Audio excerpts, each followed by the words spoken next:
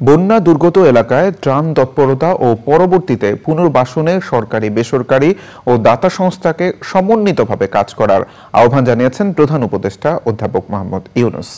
বন্যা মোকাবেলায় এনজিও প্রতিনিধিদের সাথে প্রধান উপদেষ্টার বৈঠকে দুর্গত এলাকায় ডিজেল পাঠিয়ে জরুরি ভিত্তিতে বিদ্যুৎ ব্যবস্থা স্বাভাবিক করার পাশাপাশি মোবাইল নেটওয়ার্ক চালুরও সিদ্ধান্ত হয়েছে। চকর মালিথার রিপোর্ট। 250-টিরও বেশি ডিজাইন অপশন নিয়ে ওয়ালটন স্মার্ট ফ্রিজ, বোঝে আপনার প্রয়োজন। সাম্প্রতিক বন্যা পরিস্থিতি মোকাবেলায় বেসরকারি উন্নয়ন সংস্থাগুলোকে সাথে নিয়ে কিভাবে সমন্বিতভাবে কাজ করা যায় সেই লক্ষ্যে প্রধান উপদেষ্টা বৈঠক করেন দেশের 44টি এনজিও প্রতিনিধির সাথে। বিকেলে রাষ্ট্রীয় অতিথি ভবন যমুনায় অনুষ্ঠিত বৈঠকে সভাপতিত্ব করেন প্রধান উপদেষ্টা অধ্যাপক মোহাম্মদ ইউনূস। 2 ঘণ্টারও বেশি সময় ধরে চলা বৈঠক শেষে সাংবাদিকদের সাথে কথা বলেন প্রধান উপদেষ্টার প্রেস সচিব এবং ব্র্যাকের প্রধান নির্বাহী।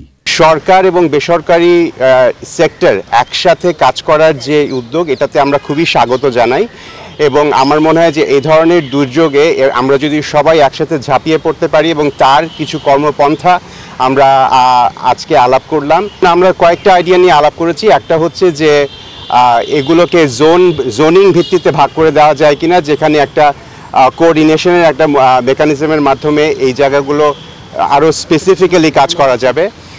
2 নম্বর হচ্ছে যে এখানে এই যে 4 ধরনের অ্যাক্টর কাজ করছেন তাদের একটা সমন্বয়ের একটা কাজ ক্ষেত্র তৈরি করা যায় কিনা, এবং তৃতীয়ত এখানকার ফান্ড মোবিলাইজেশন কিভাবে করা যায়। বন্যা মোকাবেলায় সরকার কিভাবে এনজিওগুলোর সাথে কাজ করবে এ বিষয়ে জানান প্রধান উপদেষ্টার প্রেস সচিব।